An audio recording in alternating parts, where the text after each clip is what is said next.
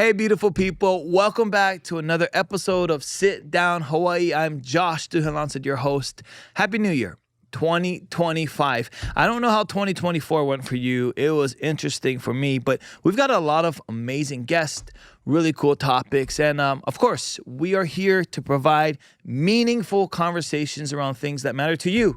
And today I'm extremely excited. When we started Sit Down Hawaii, I knew I couldn't wait to talk about our topic today because it seems to be everywhere. It involves people, and there are things that we can do as people, in our community to make a difference. Today, we're talking about homelessness, and I'm excited because Laura Thielen, we did a lot of research on who can talk about these things, and there's a lot of qualified people. But when we did our just quick little talk story session before this, I was like, you know what? This is the right person. And she's with Partners in Care, and they're doing phenomenal things. And the goal here is to present facts. As always, think. You make your decision. But Laura, thank you so much for being here. I appreciate it. Thank you for having me. Yeah, before we started, she came in, and it's just like easy to talk to. There's no, craziness, but you've done a lot of things and you've been doing this for a while. So let's start there. Who are you and what are you doing here? All right. So my name is Laura and I'm the Executive Director of Partners in Care. And, I come from the Great North. I actually grew up in Canada and California, but I've spent the last 30 plus years here in Hawaii. My work in homelessness actually started when I was 15. Wow. When I was a sophomore in high school, we started a meal program at a local drop-in shelter for women and children in Sacramento. And so a group of my friends and I at school started cooking breakfast for them 3 times a week. Wow. And it was just supposed to be a Lent project because I went to a Catholic school. And so it was only supposed to be a couple weeks long. But I'm happy to say that more than 40 years later, that program is still running. Really? Through my old high school. Every week? Every week. So we never stopped. So right after Lent, we're like, why would we stop doing this thing? And it was amazing because that's where I met the first folks that I encountered who were experiencing homelessness. And it's everybody just like us. We had little kids, we had moms, we had domestic violence victims. We had a lot of Laotian individuals who were immigrants and were down on their luck. So that really started me out in this field. And sadly, I thought we were going to solve this issue. I do think we're capable of solving homelessness. It just takes everybody getting on the same page and really understanding what we can do together to make this issue become a distant historical part of our world instead of a current one. Yeah. So just first off, if you're out there and you are a part of a high school, we need to do this in Hawaii. Why not? Yeah. Kapolei High School, shout out. Come on. Let's put it together. That would be amazing. So just take me through it. So you started at 15. We're not going to talk about your age. You've been doing this for a while. Not too long. Yeah, a while. So what brought you to Hawaii? And then how did this kind of just... Maybe it was fostered in Sacramento and then it moved out to here to Hawaii. But yeah, let's pick it up there. Yeah. So I went to school for college in the Bay Area. And I started doing a lot of work in the Tenderloin District in San Francisco. And that was another eye-opener for me. And I was a political science major. But I got more involved in volunteer work and in the issue of homelessness. So my actual senior thesis in college was about how to end homelessness through the use of demilitarized bases across the country. Wow. And utilizing those buildings and programs to help those who are experiencing homelessness. So then right after college, I moved out here to Hawaii and I became an outreach worker. And this is back in the day before 9/11. So my area of outreach was from the airport all the way through Waikiki. And so what that meant to me is I was on the lookout for anyone who had severe mental health issues, a lot of alcohol and drug issues, but the severely mentally ill, that was my niche. Those are the most amazing individuals and interesting. My job was never boring. I bet. and what came out of that was the ability to see that even those folks who, regular community members would look at and say, man, this person needs to be arrested or taken away.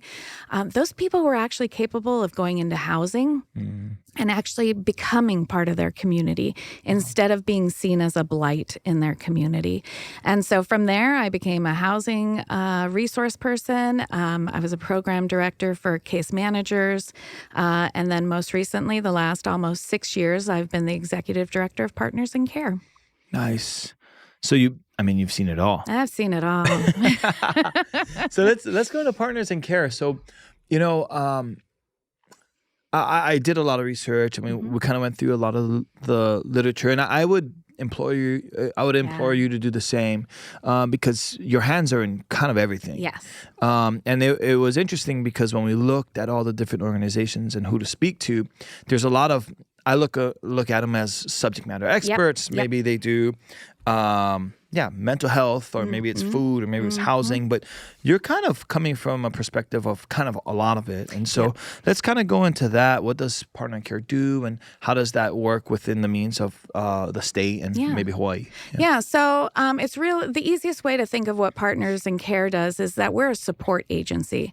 So what we do is we coordinate amongst all the homeless service providers and any other entity that works on these issues, including the city, the state, even the nation. Wow. And so one of the biggest things that we're responsible for is our database, and it's called the Homeless Management Information System, HMIS. And that's a HUD-mandated rule that we have that database. And that includes every single person that is provided with some type of homeless or housing service here on Oahu. So we're responsible for Oahu, and our sister organization on the neighbor islands is called Bridging the Gap. And so we have the database. We coordinate all the meetings. We bring more people to the forefront. We have probably 50 to 60 agencies that we work with. Wow. And we do the point in time count on a regular basis. We also have the coordinated entry system, which is where we figure out where people should be going and what type of housing that they qualify for, and where they'll hopefully be as successful as possible. Yeah. So you mentioned a point in time count. I think for the audience, if you're listening, you got to, can you explain that and how that works? Yeah. So we started doing the point in time count a good 25 years ago. And it was very small things. We would go out and we would survey as many folks out on the streets as we could, just to get an idea of how many folks were in the community on a daily basis. So it has changed over the years. It's become much more accurate. We're using technology in collecting this information. And it's a HUD requirement every 2 years. So Oahu has been doing it every year. Because we felt at that time that it was very important to make sure that we had consistent data. And so we've been doing that for a number of years. We took off 1 year during COVID for safety reasons, and the whole nation didn't do it that year either. But this year, 2025, we also decided not to do it for the first time in a long time. And there's the reasons for doing it are HUD related, are funding related, first and foremost. It helps HUD figure out how much funding each program should receive. And so our Oahu Continuum of Care receives just over $15 million a year from HUD for all the services that are provided here.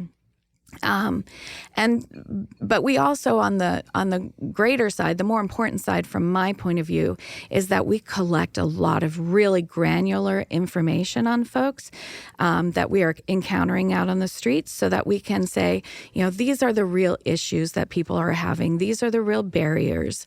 And so it's been a great use of our time and our resources. But what we've come to understand, especially with the use of technology, is we have more and more information from our database. And so rather than constantly going out and counting folks and not getting the most accurate number, we've created what's called an inflow-outflow dashboard. And that shows us on a monthly basis how many people who are new to the system come in, how many have been in the system and not left, People who have been in the system have moved out of the system and then are coming back into it for some reason. So last year, 2024's point-in-time count, we counted 4,494 individuals. But if you look at our inflow-outflow charting, over the course of the same year, we saw approximately 12,000 individuals that got some type of homeless service at some point during the year. So when we look at the point-in-time data, that's one small element of our data, right. But we have a lot more points that we can pull from at this point. That's, we kind of talked a little bit about how you folks are getting that data, right? And I think you mentioned it's like one day, right? And you physically get out there. We physically get out there, and we ask some pretty invasive questions. Really? So we actually have to really train all of our volunteers. So we get volunteers, but most of the people that come out to help us are outreach workers and case managers who are familiar with the area and with the folks who are out there. So we have I think last year we had over 400 volunteers and outreach workers that worked with us. Yeah, because when we were kind of discussing this, it was apparent, okay, wow, one day, try to get everyone. Yeah. And like, we're human beings. People are moving. Things are, I'm sure it's not like everyone's still. And you're like, okay, now we can get an accurate count. And then when you do the research and you say, okay, around 4,000, I kept thinking in my head, there has to be more. Yes, there are a lot more. Hawaii's, it's prominent. Yes. So I kind of thought it'd be more. And so I think the clarity is we may have counted a certain number from one day, but knowing that through the year, 12,000 people. Yes. Yeah, so it's a good balance there to get really granular information on those 4,000 individuals. That is priceless. Yeah. But also looking at what is actually happening on a day-to-day basis. You talk about people moving and not being able to find them. We have so many issues, so many barriers to actually finding people. I have crawled into caves to look for people. Most of our folks, we do know them. So we do definitely know that there's more people out there. And we just can't get to them on that day because they went to work. A lot of our homeless folks work. And so they leave too early for us, or they come home too late, or they're moving because they're scared they're going to get swept. And that happens all the time. And, sweeps are a very contentious item. And while I'm not truly opposed or in favor of them, I think it's important that we look at it and figure out what is the best way to actually resolve the problem versus just moving it around. Yeah, that's interesting. The sweeps. Yeah, I used to live out here in Kaka'ako, and my wife and I would walk around. We'd go to the gym and whatnot. And I remember, I'd say hi to everybody. Yeah. Like, hey, how's it going? What's up? And just kind of always believe you're friendly, aloha, just be nice. And I remember one time this guy, he got moved from one side of the park just across the street. Yeah. And it was interesting because there was the cop there. And I asked him, and the cop was awesome. Yeah. I said, hey, where is everyone? He's like, well, they're there. I said, well, like, why'd they move? Why'd you move them? He said, well, we were ordered to move them. And he made a mention of, hey, it takes a lot of money, a lot of time. We got to clean all these things, got to move all these things. It's not what HPD wants to do. It really isn't. Yeah. It really isn't. And that gentleman was on the other side of the street. I just felt like he just kind of moved his belongings of what he had. And it just almost felt like we're wasting a lot of time and money, and it seemed to be quite expensive. It's expensive, and it's also, it takes a lot to gain the trust of folks that are out on the streets. So when they're moved out of our line of sight and we can't see them, then there's that continuity of care is broken. And I'm a community member just like everyone else. Right. I do not want to step over folks on a sidewalk. Right. I don't think that's a dignified way to live. And, the topic of drugs and mental health issues is definitely going to be a lot of what we talk about today. I'm a community member. I want clean beaches. I want open space for my kids to play in. Right. But we have to address the real problems that are going on in our country and our community. Yeah, I think hey, you're a pro at this. This might be a good segue to, what's the lay of the land? Where are we now? And I think maybe a good start is just from, you've been doing this for a while. You don't need to use any facts or numbers, or unless you choose to. Has it progressively gotten worse? Or if yes or no, and maybe some of your thoughts as to why. Yeah. I believe it's gotten worse in the sense of the ailments that folks have. We've got a real huge problem here of fentanyl, and we're spending so much time treating folks who are overdosing on our streets. The drugs are a lot harder than they used to be. When you look at our history as a country and even as Hawaii, it used to be in the 50s and 60s and even into the 70s that if you showed even a tiny bit of mental health issue, you would basically be incarcerated. Oh, wow. So you would go into a mental health facility. I mean, One Flew Over the Cuckoo's Nest is based on some really true things. Yeah. In the 70s and going into the 80s, there was a huge pullback from incarcerating anybody in mental health institutes. And so they started shutting them down with the expectation that communities would have mental health centers to take up that burden and to have more of an outpatient field for people. But what really happened is we went all the way over on the pendulum when we went from incarcerating everyone in mental health issues to not being able to commit anyone, even if they are a danger to themselves or others. And so we need to bring that pendulum back to the middle and make sure that there's spaces within those mental health institutes that are well run, but are for those people who cannot survive out on the streets on their own. And then we need to enhance all of our community services. And that just hasn't been done to any good number at this point. Yeah, it seems just walking through Oahu, and it's multiple. It used to be, I feel like when I was growing up, there was like kind of, I don't want to say hot spots, but there was just spaces where like, hey, you kind of know there's probably a bigger homeless population there. And then there was also the houseless population. I want to address that. There's also the houseless population. And so you just kind of knew what it was. It seems more it just feels like it's more, I don't know if it's just everyone seems to be, I don't know, more visual. I don't know what it is, but you brought up fentanyl. And so it's really clear that's a big problem. It's happening, and it seems like that's a really clear thing with the medical side of things as well, right? Which then leads to more death. And are you seeing? Is it that people are?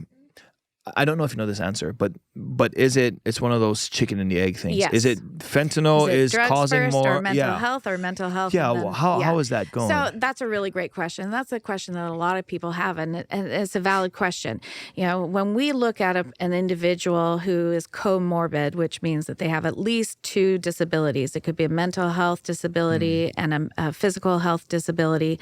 When we're looking at those folks and trying to figure out how do we work with them, we have to look at them as a whole person. Yeah. And that's where some of our services aren't up to current standards. We can place them in a mental health institute, or we can place them in a drug rehab place. Often the two are not interconnected enough to treat the whole person.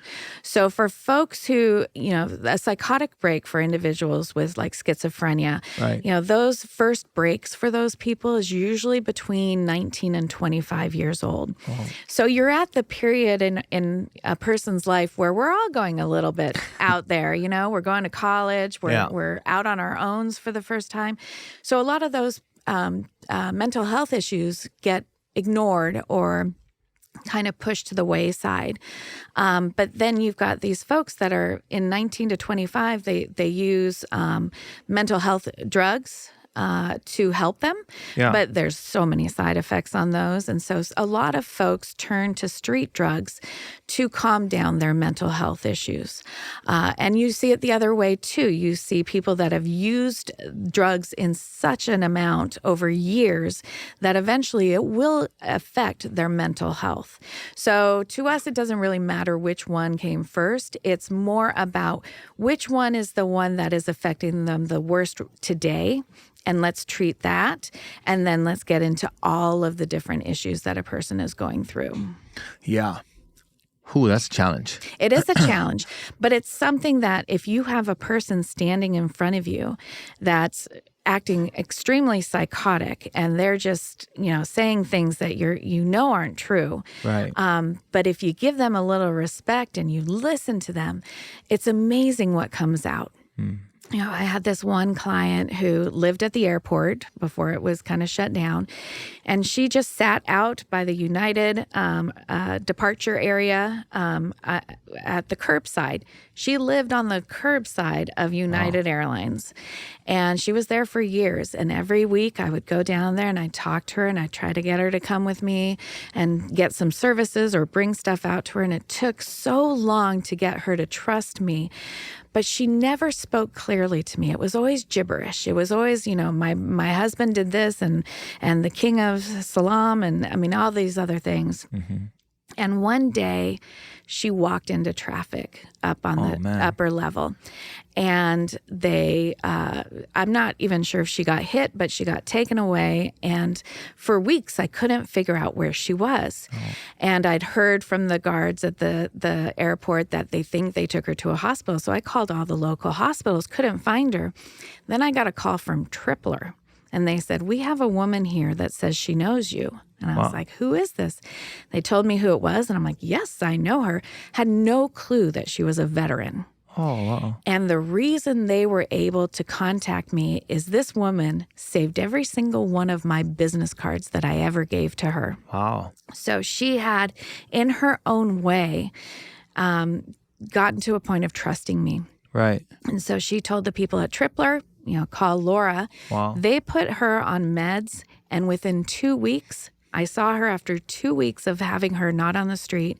She was still at Tripler in the psychiatric department. She walked out. She was down the hallway from me, and from a distance, she's like, Laura. She's never said my name before. Wow. And so she got so clear so fast, and it was just magical. And we took her to this place that's run by Mental Health Kukua called Safe Haven, and she moved into a room there. She was the most tidy person that you would ever see. Wow. And when she was at the airport, she was eating like 3-day-old pizza and anything that people would give to her and anything that I would bring to her. And she lived there for a couple of years. And then we found out she has all this family that's been looking for her. Oh, no. We connected her with her family. She moved back to the mainland. And for the next couple of years, she toured amongst the minor baseball leagues, singing the national anthem. What? So, oh my goodness. There's so much that happens in these lives of individuals who are have mental issues. They're real humans. They've got so much to share. Yeah. They're having a difficult time. They have an imbalance in their brain. And while they should still be held accountable for anything that they do, we can now understand so much more about these individuals and give the help that they really need. I've got a million questions. Yeah, you ready? go for Can it. we just yes. let's just stay on this female. Wow, you brought up maybe you asked this question or maybe you didn't. Was, in your opinion, if she got that help years earlier, would this have been solved earlier, or how did that work out? That's hard to say, but there, we just had this question. We were meeting with the mayor's office the other day, and we were talking about the difference between somebody who moves here and they're already homeless versus those that have been here or born and raised here, and they're experiencing homelessness. And it's really tough to figure those kinds of things out. And do we care? If we don't care, we just want to treat the person that's in front of us. Those are very special things that we can figure out. Would she have gotten help earlier? they still have to say yes to getting help. Right. Unless they're being a severe danger to themselves or others, Right. there's nothing we can do except for build that rapport, build that trust, and show up when we're supposed to show up. Right. That's when we can get those folks into the care that they need and the care that they want. You know, we're going to talk a little bit more about houseless versus homeless, but a lot of folks who are experiencing homelessness and have mental health issues, you'll notice that they wear a lot of clothes, they don't change them, they get really grubby. A lot of that is maybe a underlying fear of people disappointing them, of people approaching them and being harsh with them. Wow. We talk so much about whenever there's an incident like on Waikiki or on the streets, I'm always fearful that it's going to be someone who's experiencing homelessness that is doing the problem. Most of the time, it's being done to folks who are experiencing homelessness, not by them. It's a very different thing.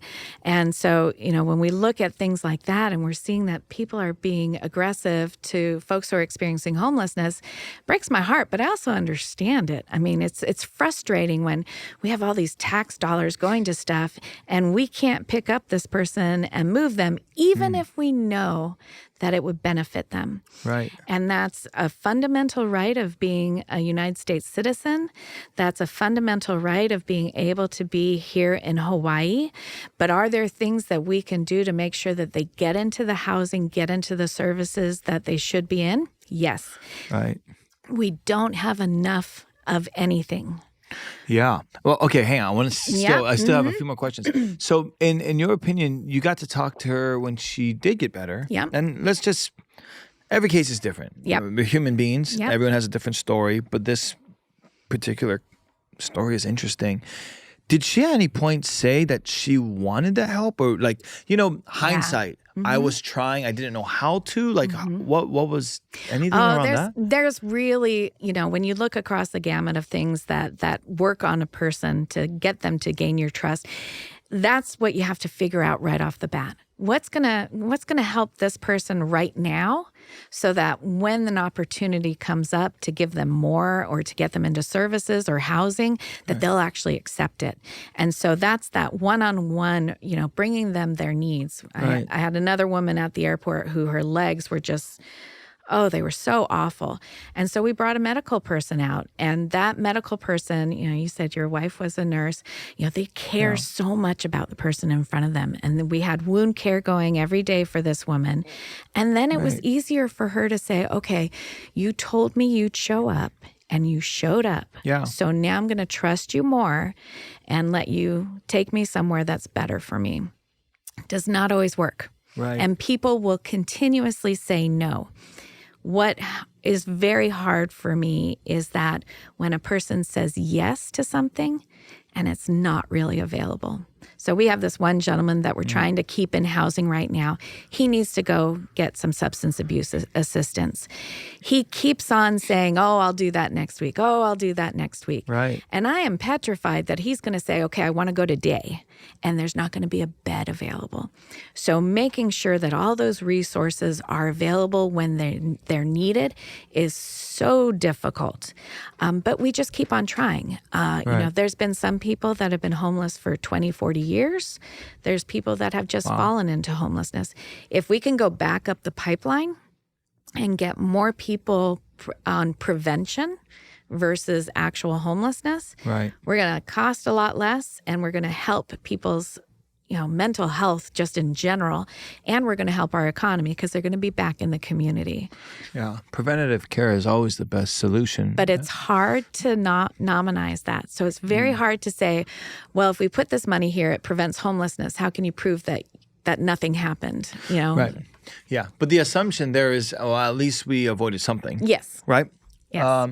I guess, okay, another question. Mm-hmm.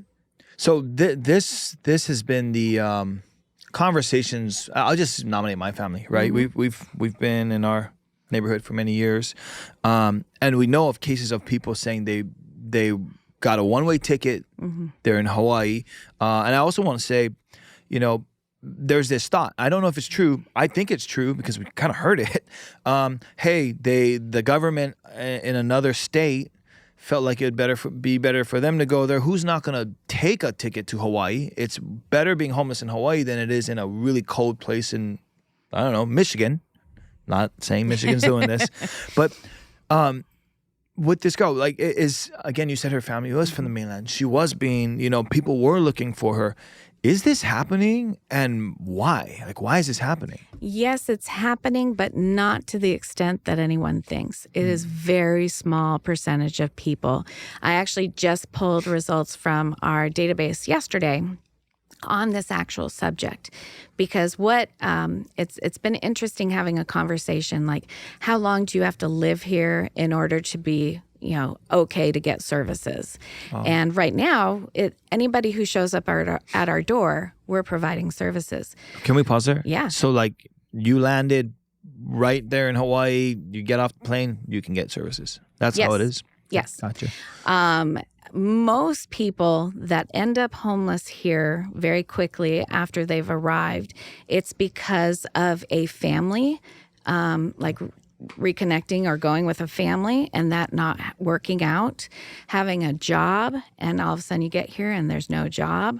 And it's the people that are thinking they can afford it here, and then the reality that they can't. Yeah, so a couple of years ago, the Guardian paper did a study on 16 cities that had busing programs for folks who are experiencing homelessness. And they have this really amazing graph that showed where a person started, where they went to. And it was amazing, what do you call it? The migration of people back and forth between these 16 cities. So does it happen? Yes, it does.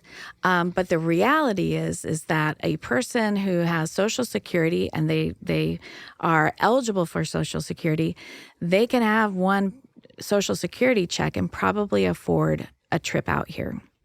I had a woman who came out, this was many years ago, she came out with her sister, and she got off of her mental health prescriptions when she got here, when they were still on vacation.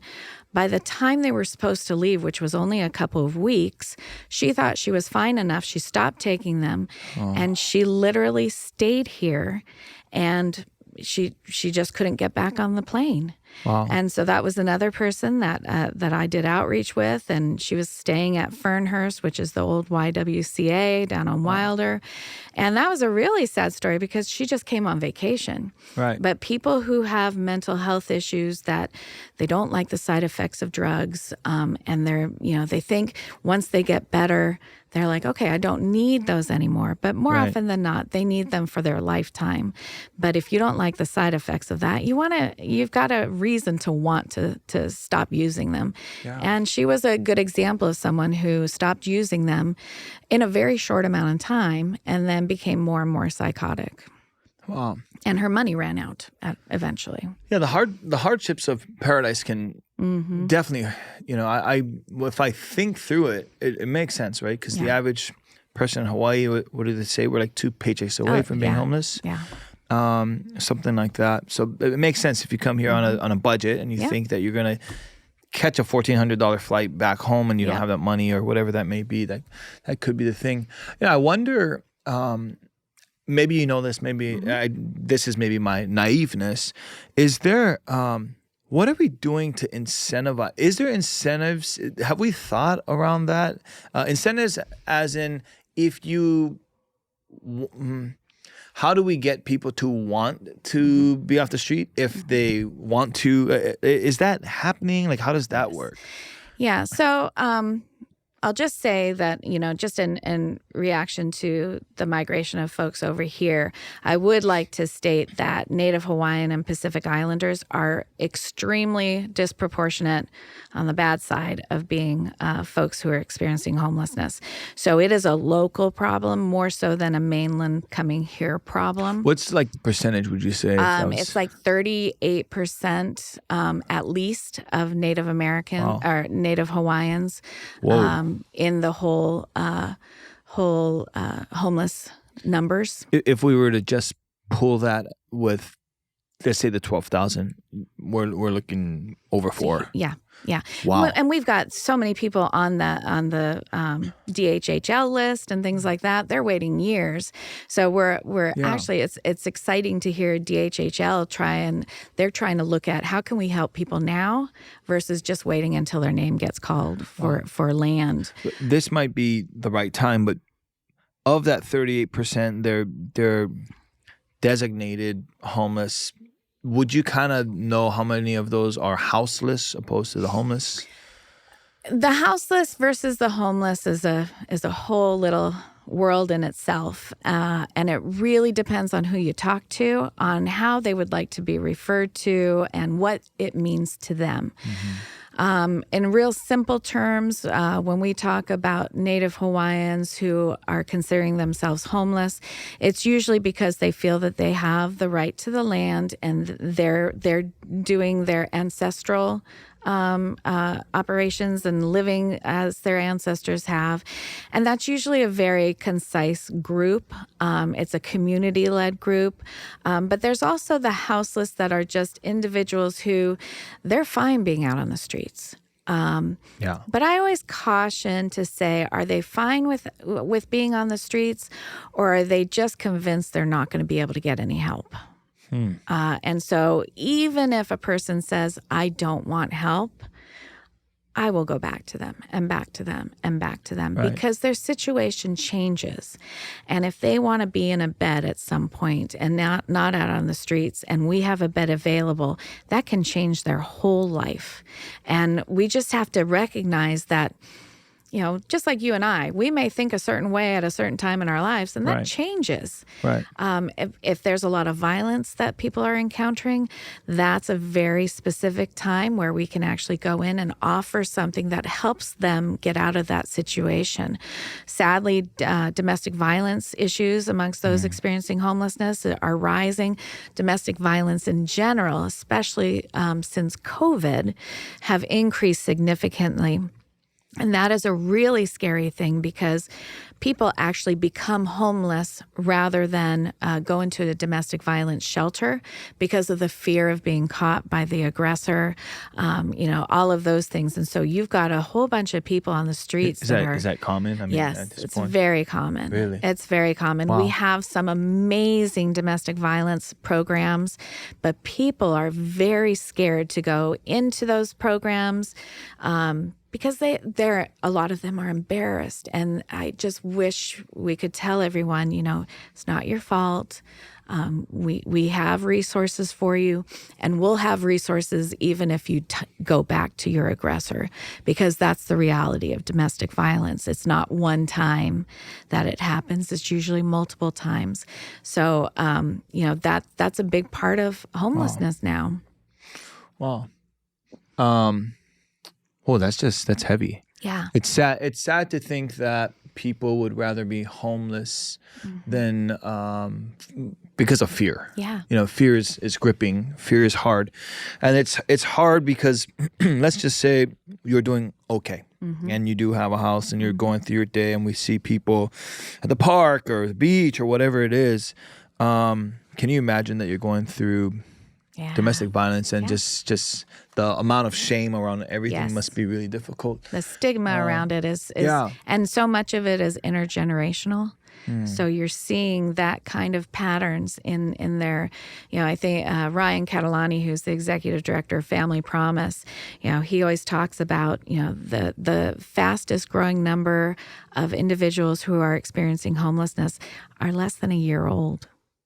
So we're having babies out on the streets, and they're not going into housing. Wow. And that's horrible. the family has to, as soon as the baby's born, has to quit their job because there's not affordable childcare. Yeah. Wow. So you're mentioning a lot of just social, economic, like just things that we do every day that just affect so much of homelessness. Yes. Yeah, I think my mind's just ticking. Because the thought is, maybe let me just back it up. Coming into this interview, I always felt like, okay, I know what I see. Yeah. Maybe I might know one or two layers as to what I hypothesize is happening. Yep. I see what's going on politically to an extent. Yep. I see that we're paying a lot of taxes. I can tell you that much. Yep. But it doesn't seem like it's getting better. It feels like it's getting worse. Yeah. And then we hear, I've never once thought of domestic violence, if I'm being honest. And if you're listening and if that, maybe it's just me, but that's not the first thing I think of. I think of drugs. I think of crime. I think of people that choose to want to do that. I think of maybe people that are just hard on their luck and they just need a break.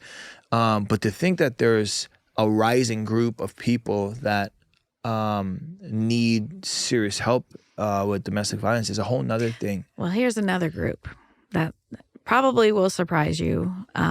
We saw it coming. It's going to get worse. Elderly. Wow. People over the age of 60 is growing very fast, especially here in Hawaii. It was an increase up to like 22% of folks who experienced homelessness during the point in time count.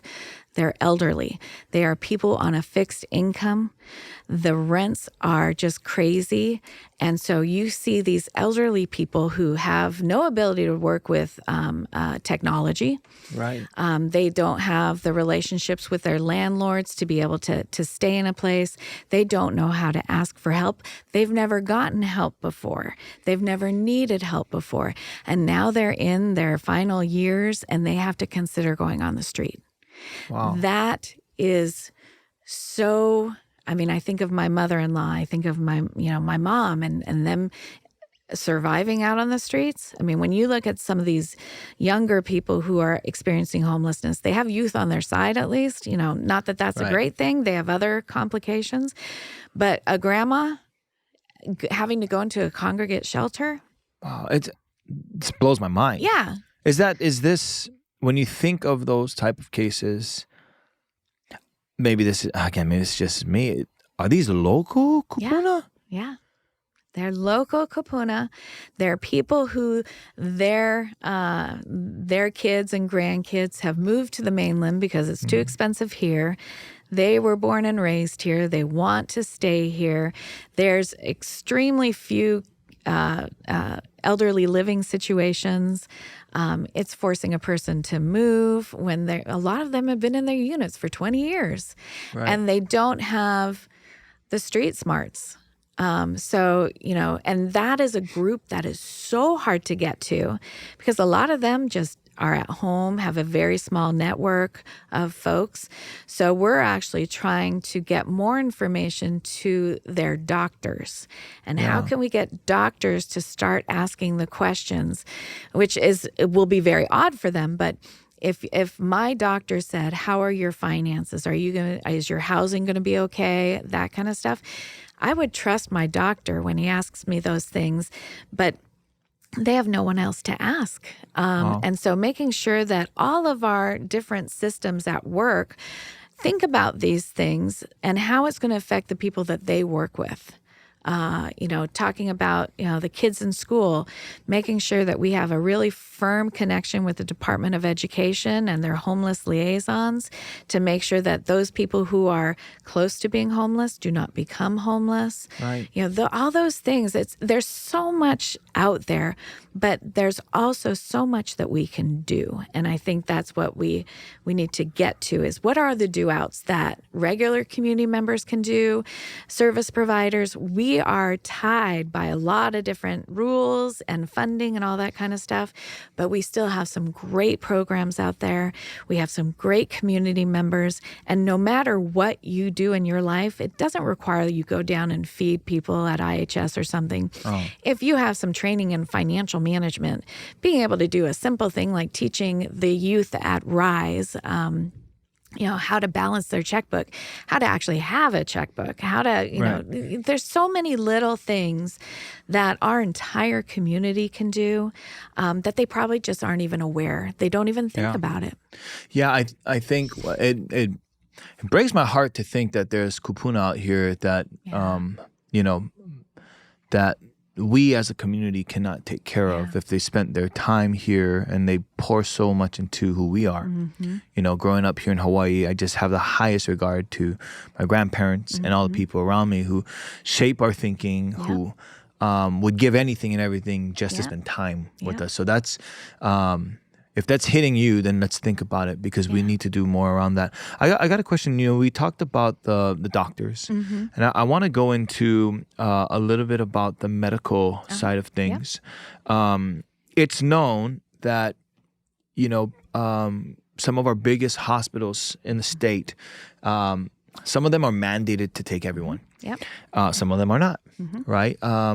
And it's known that a lot of homeless, they get a bed, they get food, they get shelter, and they get peaceful sleep sometimes. And it seems to be this revolving door where they come in, they get help for the time being. I've even heard some interesting stories around they know what they can and can't do in the hospital as well, what they can demand, when they want to leave, how they want to leave. They some of them know it better than some of the nurses.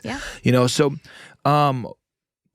first question, is that happening? And second question, why do we think that's happening? I guess from your perspective as to like why I feel like we're short in programming to help them, so maybe they're just like capitalizing on it. But what's your take on that? There's always going to be people that take advantage of the system. That's very few in reality. I think one of the things that is a great thing is that hospital workers are wonderful people, and they really do want, the reason they get into their work is to take care of people.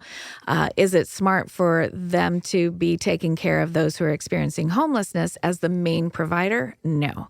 It's extremely expensive. It's not conducive to actually getting a person into a pathway to housing and a pathway back into the community. And so that's why it's vitally important that we actually work with the hospitals. One interesting point about the point in time count, even though we know there's all these folks that are in the hospital who are homeless, HUD doesn't take that number into account when we're doing our homeless count. Whoa. And there's no other reason other than they're taken care of. They're in the hospital, so they're in an institution.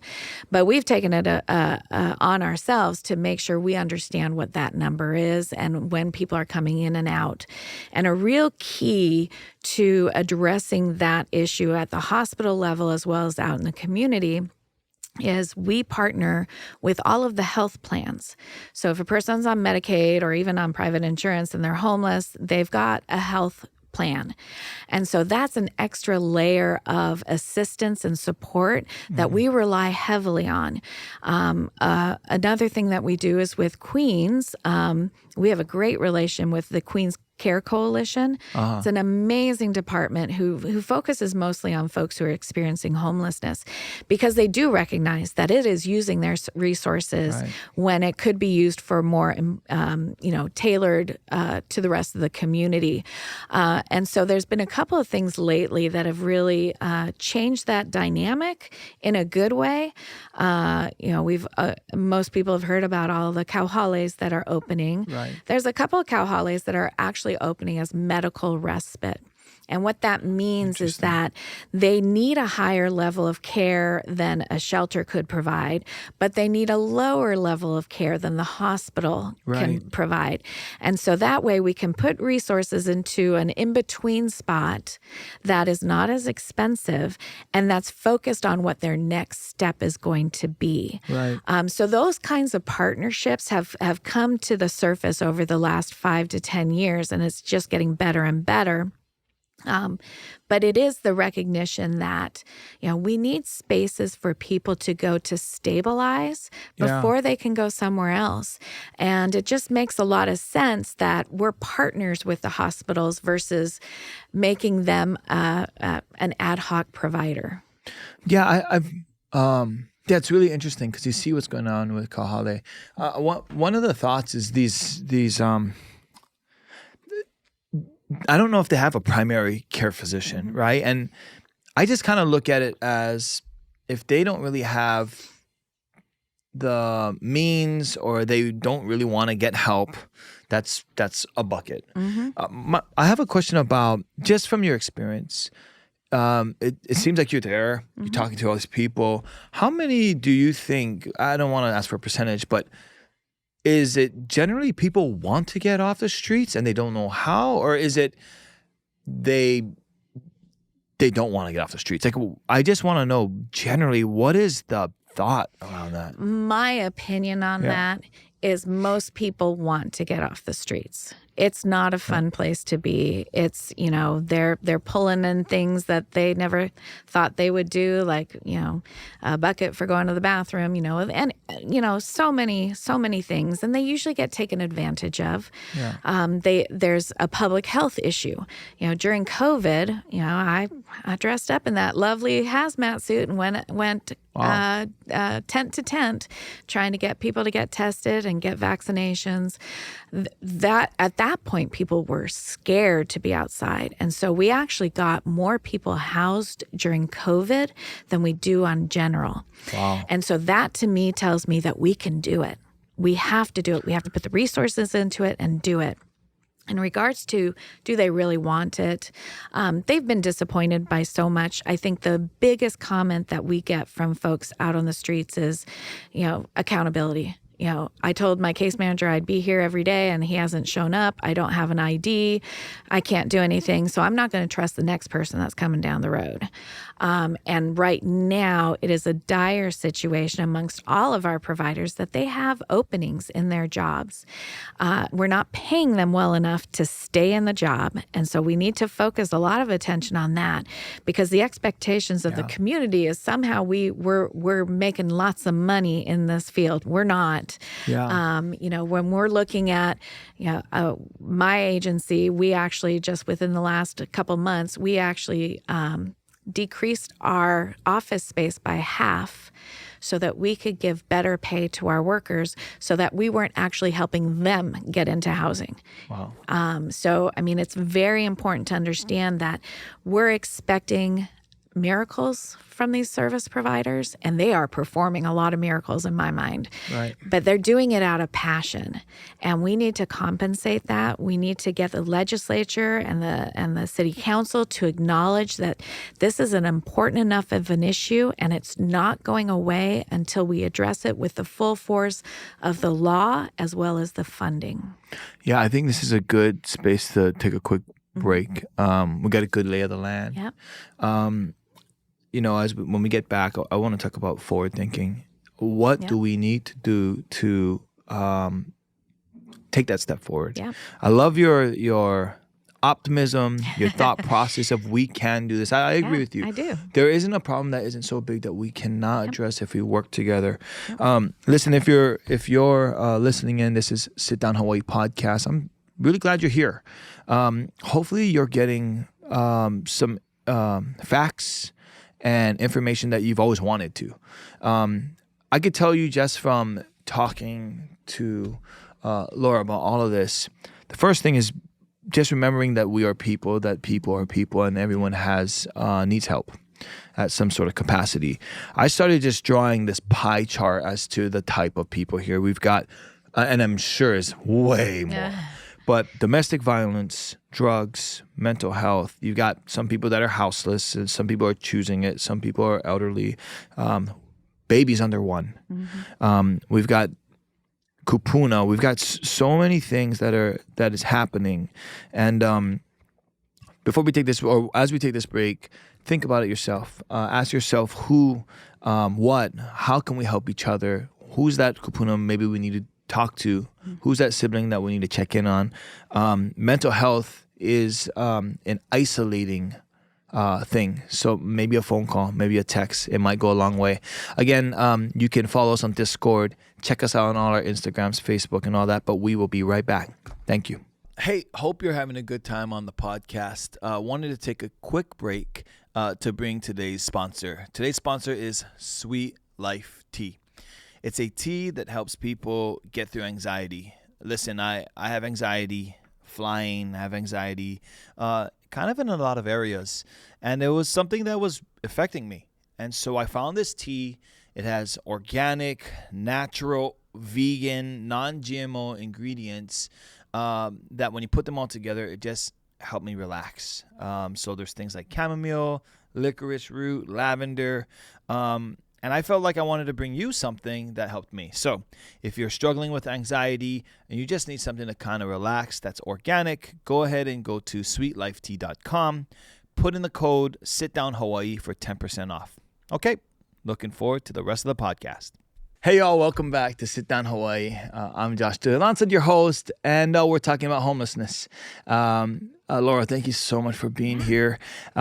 Listen, these got a little heavy. I think it hit me because I just keep on thinking of the people. I keep on thinking of the faces. I keep on thinking of our people, and there's a lot going on. And it seems to be not getting better, but there are people who care, that are giving their whole life towards this, really trying, and there's some hope.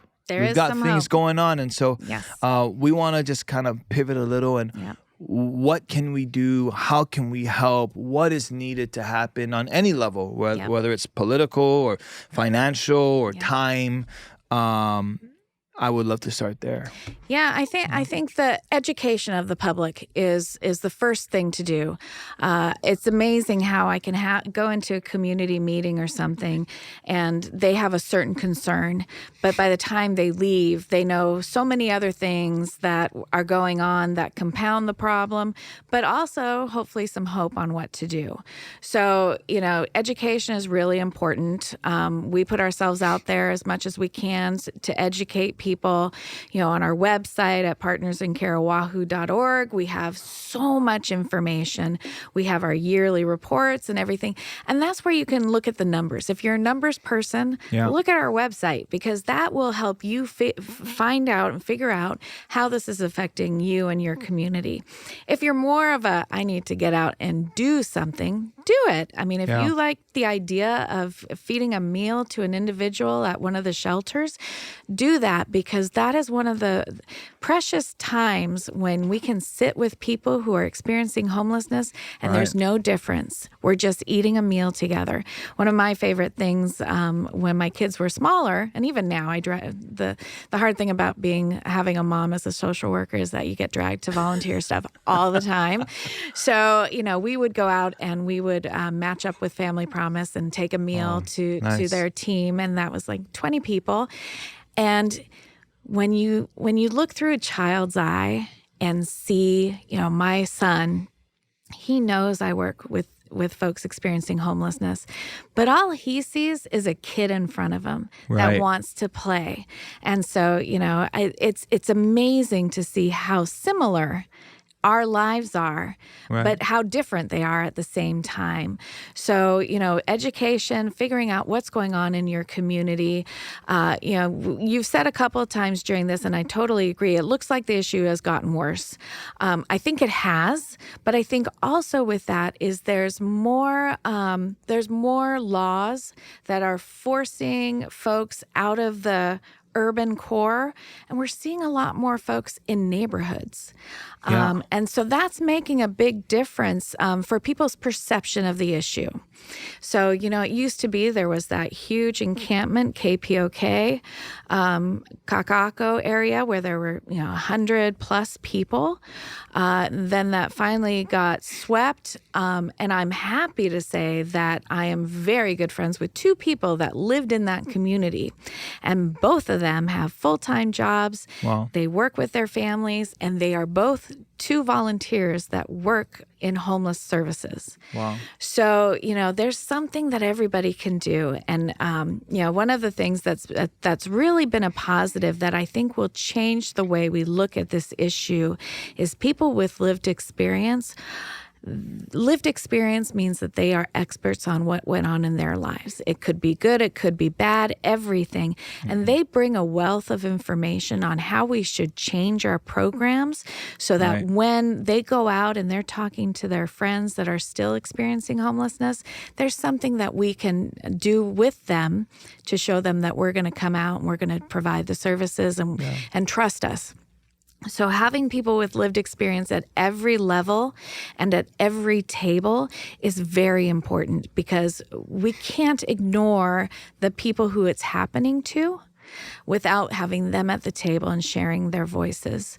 So, there's this one woman who I just absolutely adore. She was a heavy drug user, homeless for many years, lived at Kaka'ako. Since then, she's doing 2 jobs right now, which I wish she could just take one. And she just finished her associate's degree in social work. Wow. So, and that is literally like a 3-year period. Wow. So she was homeless for years. And so seeing her, if you were to see her today and you met her just, didn't know anything about her history, you wouldn't notice anything. You'd notice a person who is working really hard, trying to make ends meet, also going to school to better herself and giving back to the community. That's what we want. Right. And so there's ways to get there. And she is the first one to say, man, if you had asked me 7, 8 years ago if I wanted to go in, it'd be no. But there was something in her life that changed, and that community that was actually built in Kaka'ako, it was a very special community. The community didn't like it there. Totally understand that. But they actually built a governance kind of in their community, and they were policing themselves. Right. And I will tell you, people who are experiencing homelessness that are in an encampment, that they're protective of that. They don't want troublemakers in their group just as much as any community member doesn't. And so, looking at those kind of experiences and making sure that we understand them and that we pull them to the table and that they're leading us and we're walking next to them instead of dragging them along with us. Yeah, I wonder, you kind of hit something about we now have laws that are pushing people out of urban areas and into our neighborhoods. So it doesn't seem like it's almost that Band-Aid solution. Let's not. I want to take maybe the Kama'aina view of this. Okay, you're taking them out of what areas and they're going into what neighborhoods, right? And I'll just speak for my neighborhood, like Kapolei. There's a lot of people in Kapolei, and it was never that way. Never used to be that way. And I hear this all over. Like, what is going on? Like, wow, it seems like there's just everywhere, the bus stops and skate parks, and I guess the thought is, what laws are those and why are they there? Like, why are we just moving people around and acting like things are being fixed in one space, but it's not? Yeah, I think there's a lot of laws that have been put into place that are both good and bad. So one of the first things that happened, and this happened at least 20 years ago, weed and seed went into down into the downtown Chinatown area. And Weed and Seed was this police-centric program that, you're weeding the bad people out and seeding the good things in. It's very discriminatory in my mind, but I understand the rationale behind it. But people, if they came back to the same area that they had been trespassed on, they had a geographic barrier. So if they were caught in the same area, they would be arrested. Wow. And so that was done about 20 years ago. But if you think back a year from this past year, you wouldn't have known that had been done 20 years ago because the problem is just as bad, if not worse. So they reenacted the Weed and Seed area in downtown Chinatown.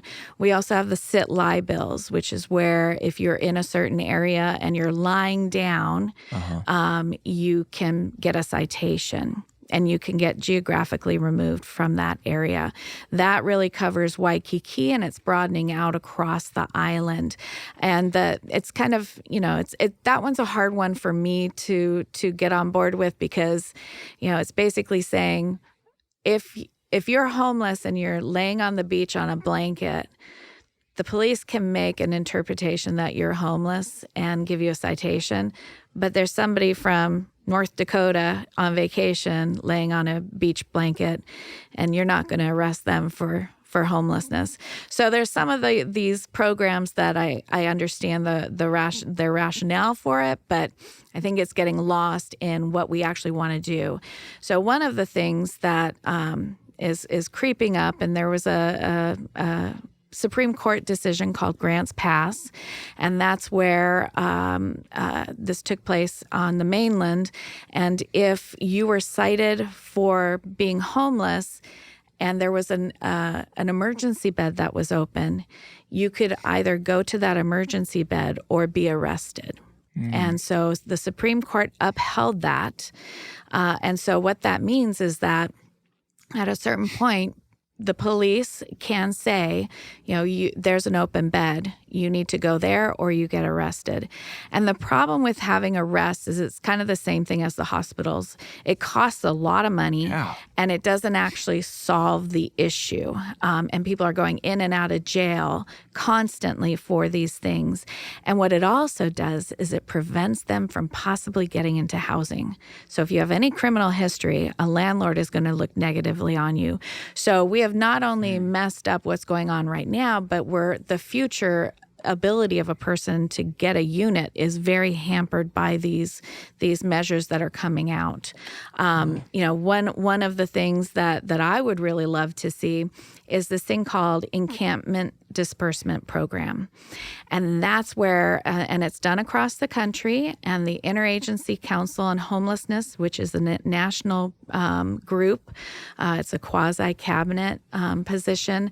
What they're pushing for is that when there's an encampment, like let's say the old one at Kaka'ako, for like 2 or 3 months, all the providers will work really hard with every single person in that area and say, draw up plans of what they want to do, where they want to go, what services they need.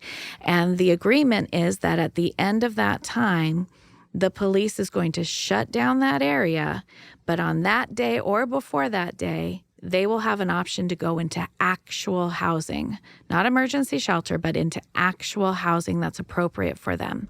Wow.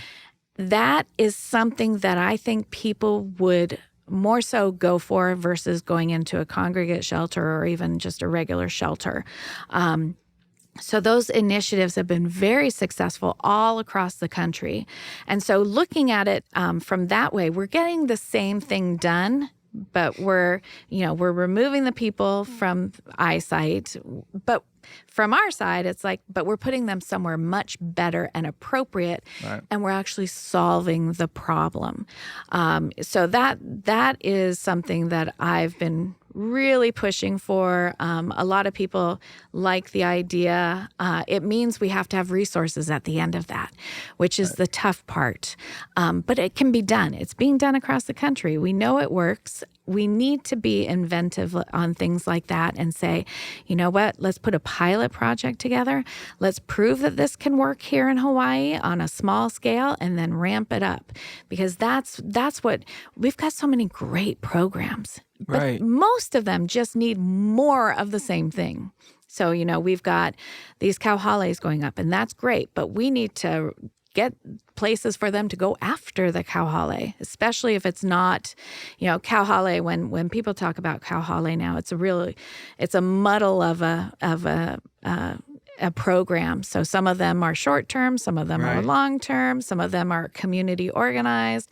So they're kind of all over the map right now, which I don't think is a horrible thing, right, but we have to get a handle on what they're all doing so that we can make the right referrals and make those kauhales whatever they are supposed to be. But those are some very short, important decisions that we could do that could actually come to fruition the actual solution of homelessness. The solution to homelessness is housing. We need the housing. Without the housing, we're not going to solve homelessness. Now, what we have to do in that housing is very important as well. When I was talking about the ladies who were at the airport, we can move them into permanent housing. Right. We have to wrap them with services. Okay, they need some mental health. They need chore services. They need this. They need that. If we put those all in place, they can be successful no matter what type of mental health issues they have, no matter what kind of medical issues they have. as long as we wrap them in the right services, it's going to be cheaper, it's going to be more dignified, and it's going to actually solve the problem. So we need units, we need help, we need, neighbors checking on neighbors, all that kind of stuff. You said something about the what was it, the sit law? I forget. Sit-lie law. Yeah. Mm-hmm. And it I think, at least my perspective, local perspective, maybe I'll just say for my opinion, it always seems like, okay, tourist areas that, people are visiting, let's hide these problems, and now let's move them into other communities, and then these other communities are local Kama'aina communities, and I'm from the west side, so it is what it is. But it's always like, okay, well, we know we're coming this way, and I guess the thought is, okay, well, we're hiding these problems, but then it also becomes this thing of what communities are more important than other communities, and I just think of my community, we care. Yeah. We want things to be done in a way that is humane, that respects people, but also then you got this idea of like, well, why my community? Yeah. What makes that community more important than my community? Is it because now there's tourism and there's money there and there's big hotels, and who are we? Just lowly people that have our homes here raising families. And so there's always that. It's super complex. It's super complex, but it's also in many ways very simple. So one of the new technologies that we have is we have this outreach module that allows outreach workers, when they go and meet somebody, no matter where they are, they can geolocate that person so that they can actually continue to go out to the right places for that person. And then if they somehow move because they got swept or they just wanted to move and another outreach worker sees them, then he can geolocate. So this outreach person can say, oh, wait, connect me with him because I've already had that rapport built. So that is the advantage of technology in this field. And then one of the things that we're starting to do, we did it for the 1 year from 23 to 24, but we're going to do it across all 7 years that we have full data, is we actually can map where a person was during one point in time count versus another. And we've got enough information to actually be able to show how much people move in between the timelines of a point in time count. And on average, nobody moved more than 0.7 miles between those 2 years, January of 23 and January of 24. So there's not as much movement as people sometimes think, but we are going to look at a whole 7 years worth of data to see what those migrations might have been and hopefully some of the reasons behind that.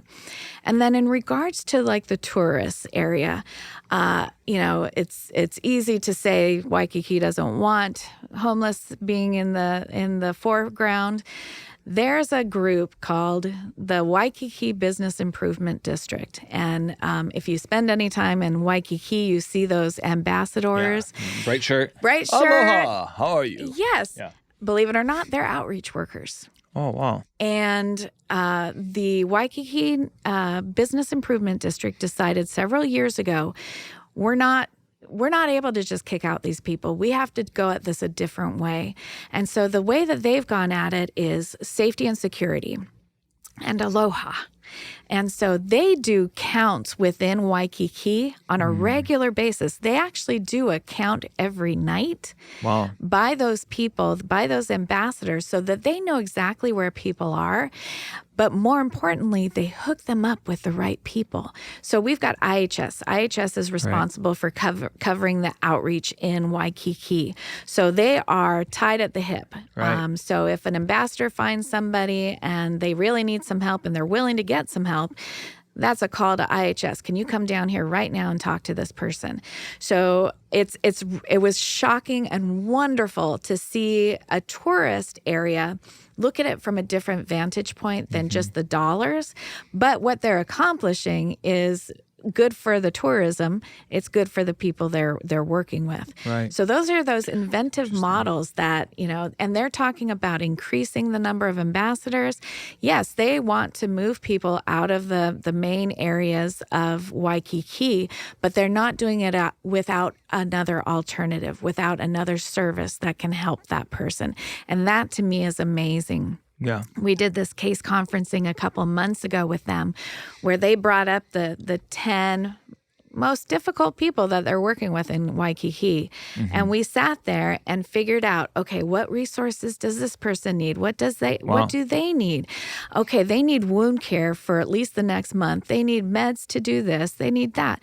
And it actually helped those people. And so, if you ever talk to the Waikiki Business Improvement District, they're doing amazing things. Another thing that we're doing is, there's a lot of people living in like canals, which freaks me out because we get a big storm and they're washed out to sea. And that will be my worst nightmare. And I'm actually one of the main people that during a weather event, I go down to the city, the basement of the Fosse building, and spend the night and figure out where people can go that are unsheltered, or if they're sheltered, if that shelter is in a flood zone. And coordinating all those activities so that we don't have a huge issue at the site of a hurricane or a tsunami or something. So there's lots of things going on behind the scenes that most community members don't really think about, but it's our job to think about those things and to figure it out. That program you were talking about where the police can either say, hey, we have a bed, or you can go to jail. Is that... maybe I didn't get that. Are we doing that? Is that in Hawaii? It sounds like a great idea to me.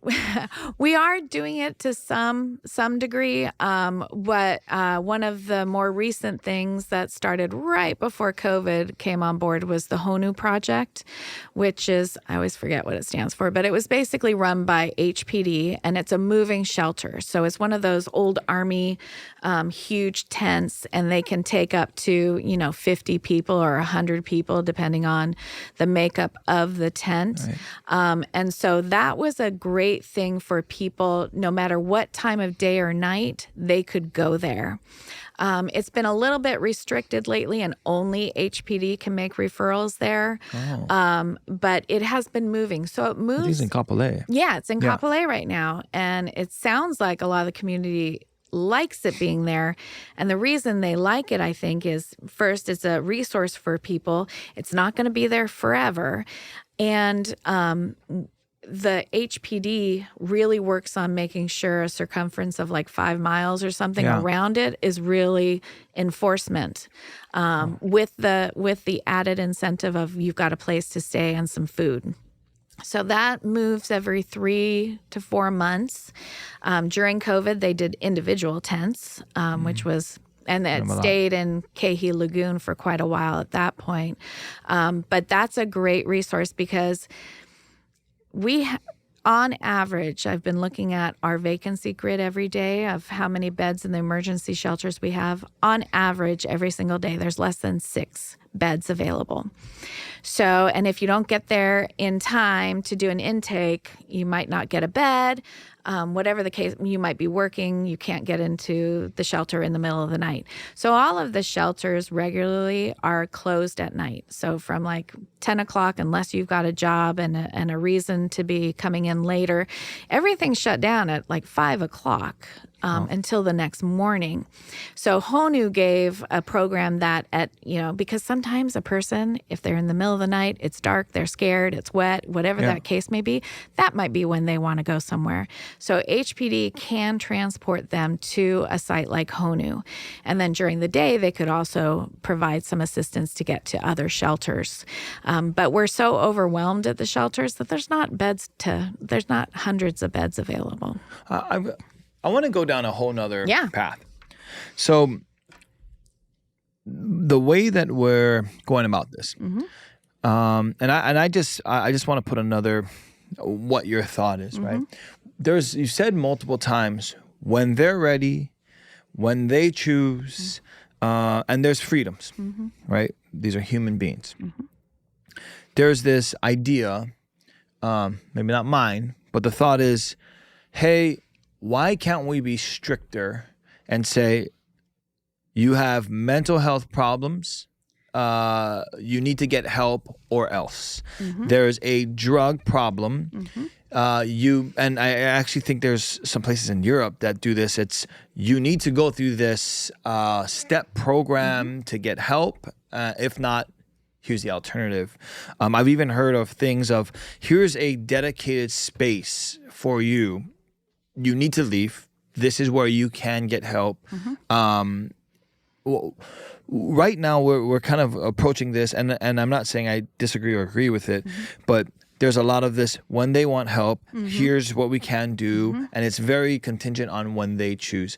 What do we say to someone who says, too much freedoms through this thing, it's a lot of taxpayer money for somebody to go in and out, and when they're ready, and maybe they're not even of a sound mind to make those decisions, how do we get around that?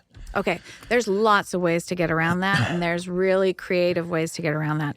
Number one, we have a mental health court now, where anything that there's a specific judge, I hate to say I don't know their name, but he can deem them as incompetent, and so they can be placed in mandatory programs. Can I pause there? Yeah. How does one end up in mental health court? So a couple of ways. So there's a mental health hold that, let's say a policeman show up to somebody, they're acting psychotic. Right. They don't know where to take them. They will take Queens right now has the contract for taking those people and placing them in their Kekela psychiatric ward. But it's up to Queens to determine whether or not they're appropriate for that and if there's a bed. So that is one of the key things. When we say when a person is ready, when they say yes to something, so much of that depends on what's available. So we used to do these outreach projects where we would go out with like 30 outreach workers and community workers and try and get as many people into shelter as we could. So really pushing as much as we could. And we had a specific person on our team who was working with the Department of Health, who her job during those events was to find a bed in substance abuse treatment centers. By and large, she couldn't get people in. But if I tried to get people in, there was no way I was going to get them in. Wow. So there are so few beds. And even those beds in the substance abuse treatment services, they're limited. So they can only do like 30 days. For lots of people, that's not enough treatment for them. So we're looking at a deprivation of services. We don't have enough beds in substance abuse or mental health. We have this beautiful new addition to our state mental health hospital over in Kaneohe. It only has forensic patients there. What does that mean? That means people that have been court ordered to go there. So I had a client years ago who actually wanted to go to the state hospital. I couldn't get him in because he didn't break a law. Wow. And so that is what we are facing right now. We are facing the state mental health hospital is overrun. They have, I think, like 30 more people than they should be having in that facility. Wow. And none of them are voluntary. And so we have very limited places that people who want to go into treatment can get it. So we've got Castle Hospital and Queens Hospital. They both have psychiatric wards, but they're not going to take the really high need ones because they should really go to the state hospital where there's locked facilities and lots of support. They're being filled up by people from the community who really need it. Wow. But that's the only place they can go. So yes, we want people to make the decision to go themselves because it's going to be more effective if they actually want it. That's our high goal. But we're not holding spaces for a person because there are no spaces to be held. I think, okay, if we follow down that thinking, which makes complete sense to me, if the governor said, hey, you know what, I'm going to free up how much money do we need to free up these beds? We're gonna put this great bed initiative around. We're going to go to all hospitals. We're going to look at the psych wards. We're going to look at all this. Sorry, wards, I think is improper. But, we're going to go through all of this. And they said, hey, okay, cool, it's $5 million. We're going to we're just dreaming here. Yep. And he says, cool, we're going to make this happen. How many in your opinion, do you think that would take half of the people off the road, like off the street? Or or would it be substantially less? Or what would happen? Well, here's a couple other things that can happen right now, but there's still not the beds behind them. So right now there's a process for getting guardianship for people.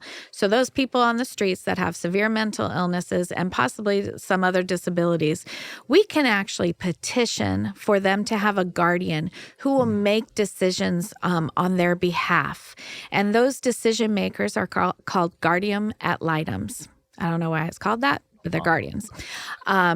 We have 2 on the whole island. In the state?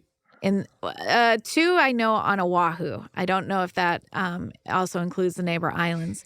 But we've got 2 people who have the ability to volunteer to be this guardian ad litem and work with the court system to get guardianship of a person and to help them make decisions on their behalf.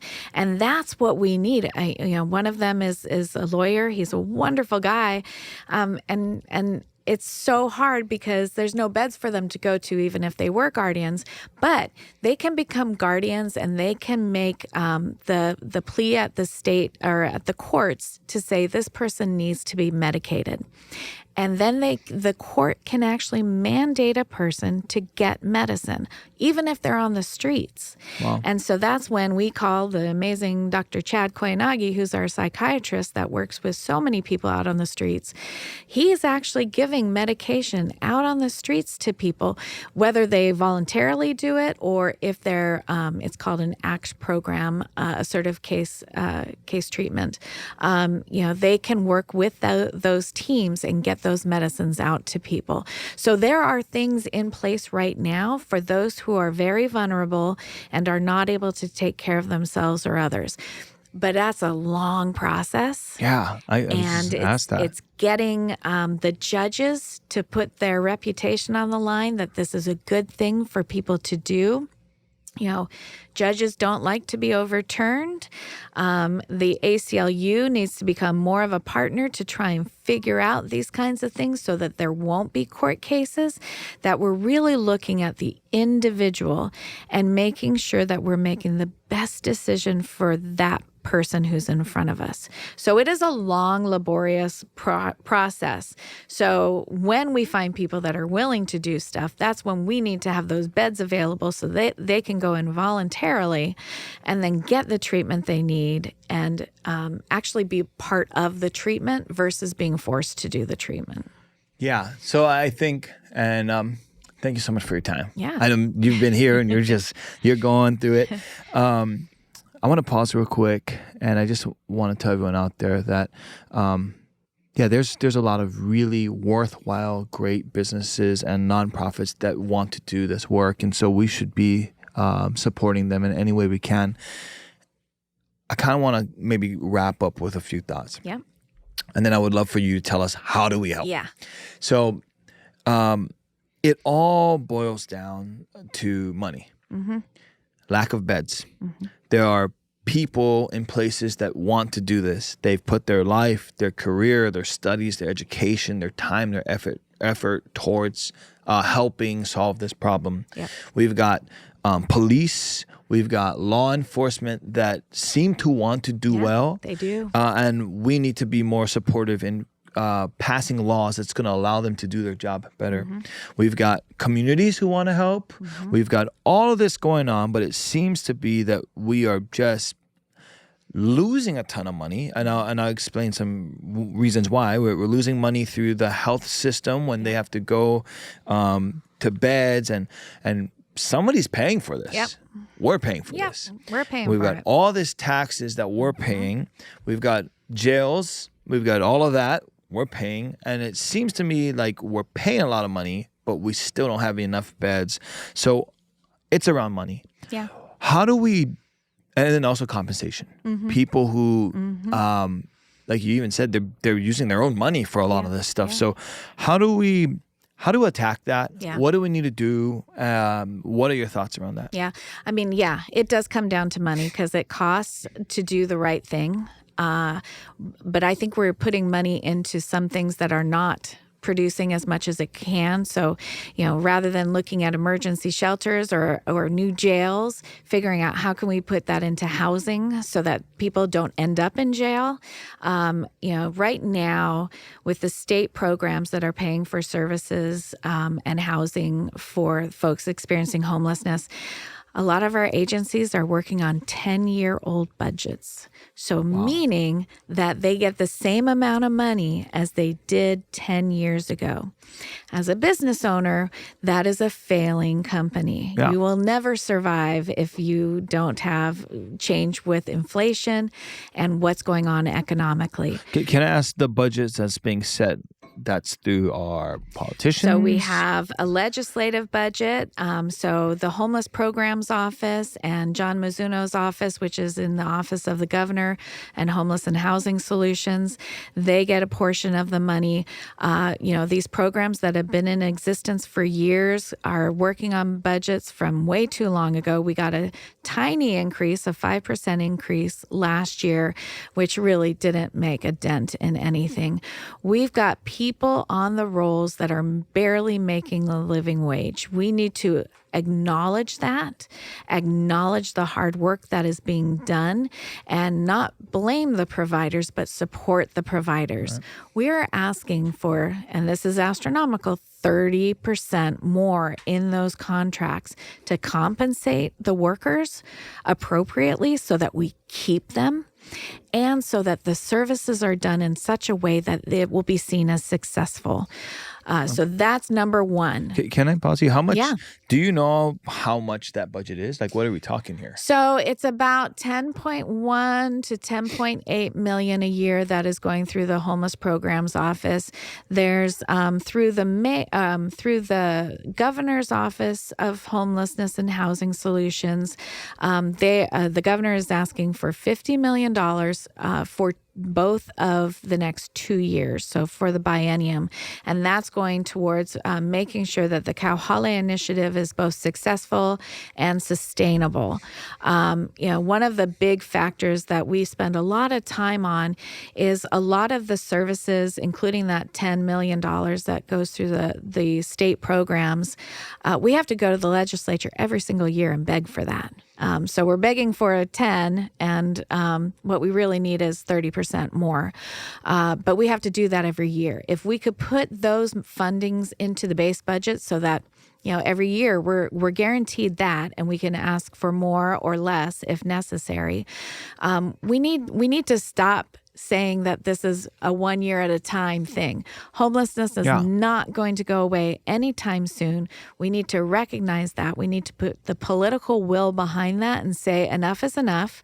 We need to focus on what programs are doing really well, and we can help with that because we evaluate and monitor every single program.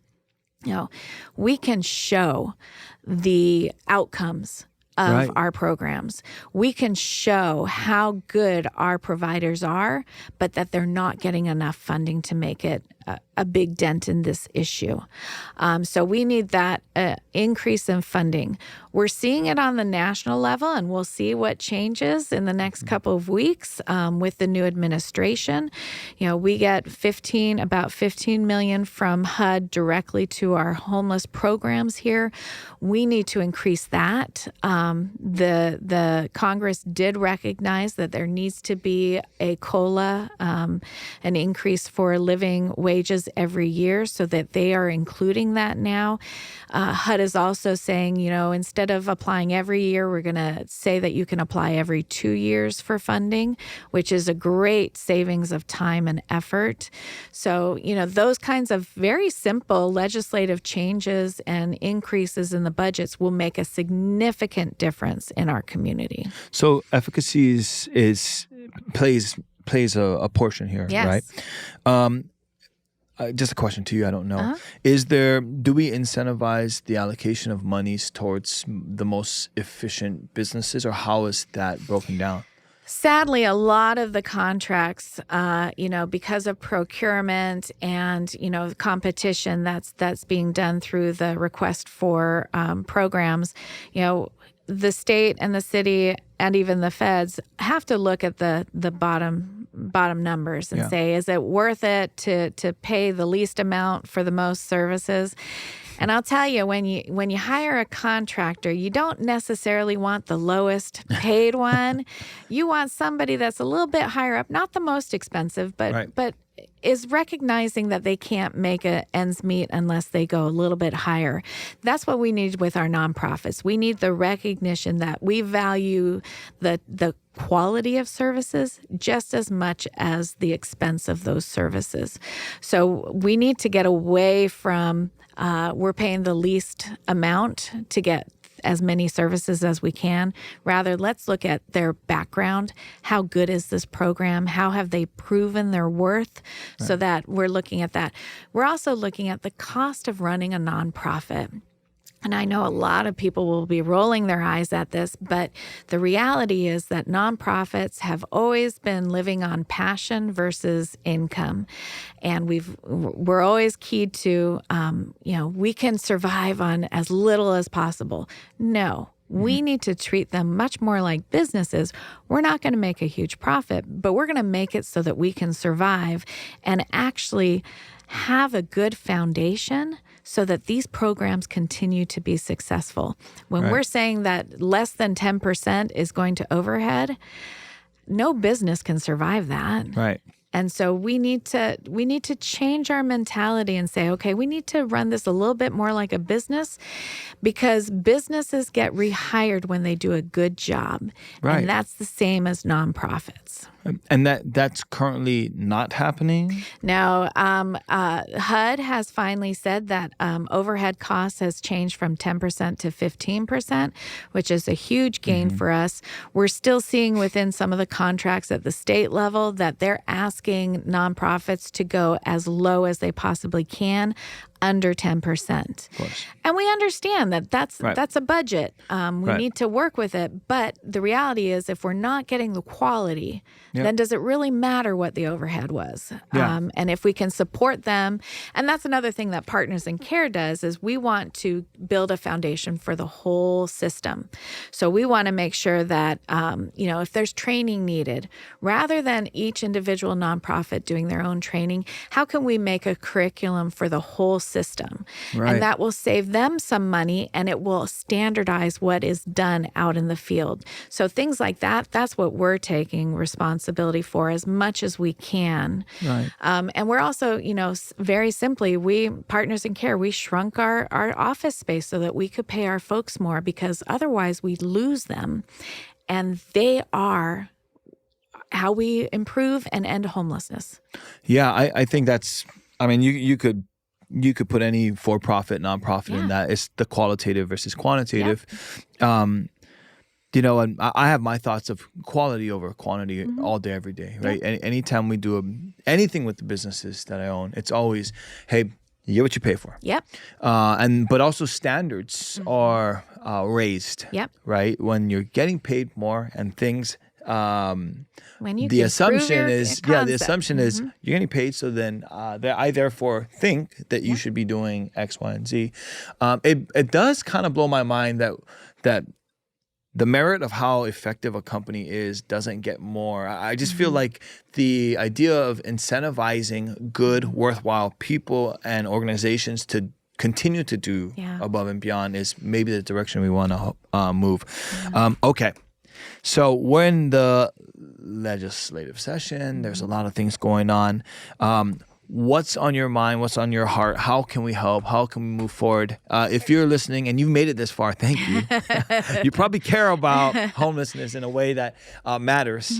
But please tell us how can we help and how can we come alongside what you're doing? Yeah, one of the tricky things with nonprofits is you're also not supposed to lobby. Yeah. So it makes it really hard to tell those legislators exactly what we need. And so we kind of put them in buckets, and what our role is to educate the policymakers so that they have the information that they need to make these critical decisions. We need the community to come out and support those. And so, the buckets that we're really looking at is making sure as much of the services that we know have to be constant is put within the base budget. We need to make sure that programs like Community Outreach Court, who can work with individuals who have court issues, that they're part of that base budget so that they can continue their work so that we can get people out of the judicial system and into housing. So we're looking also at permanent supportive housing and just permanent low-income housing. We've got a new leader on the House side, Representative Nadine Nakamura.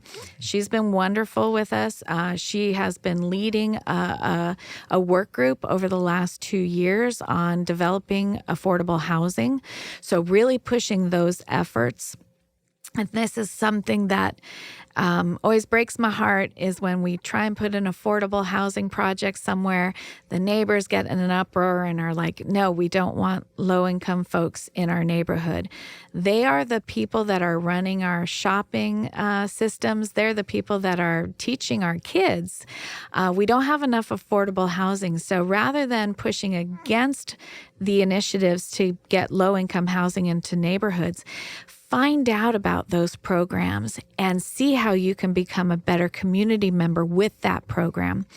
My wife is a affordable housing builder, and this partner that she has, he is so amazing. They built this 25-unit building, and it's a beautiful building. First of all, it's made to last, and they had after they had been they'd been created for a year, and we had 25 units. They actually had a barbecue with their tenants. Wow. And it was just so simple. It was just, they just cooked some chicken and some hamburgers and hot dogs. And we sat down, we put out these tables and we just sat with people. And it's that simple exchange of pleasantries and a meal that you realize these are just people. And if we actually bring them into our community, we are safer. I mean, you talked earlier offline about, people who watch your car because they know who you are. And these homeless folks are making sure your car doesn't get broken in. That's more often what happens. When you sit down at a table and you can't tell whether a person is homeless or not, that's when ideas come up. That's community. Community is healthcare, and community allows us to become part of a larger community of us sharing. You talk about aloha. Aloha is saying hello to whoever is walking by you, whether they're dressed messy or not, just saying hello. Yeah. It really makes those connections work. So getting our community to get interested in the initiatives that are going out. We have an advocacy page on our website. Every single meeting that we have is open to the public. We're trying to be as transparent as possible so that you can actually go in there and see our legislative priorities. We'll eventually have all the bills that are coming up that are of interest to us on whether we want to support them or not support them. Get involved because this matters to you, because homelessness is affecting every single segment of society. It's not just a health issue, it's a community issue. So you need to get involved because it's not like this is going away without your help. We need your help. We need everybody's help. That's great. Thank you so much, Laura, for being here. I really appreciate your time. Hey, listen up. Thank you so much for spending the better part of an hour and a half with us. Maybe 2, I don't even know. But homelessness is a us problem. Yeah. It's not a you problem. It's not a they problem. It's an us problem. And I really want you to think about everything that's presented today, the facts, what's going on, why. You can make a difference. As always, we're Sit Down Hawaii. Follow us, like us, share, spread the word, because together we can make a difference. Again, I'm Josh Duhilansad, your host. Until the next episode, take care. Aloha.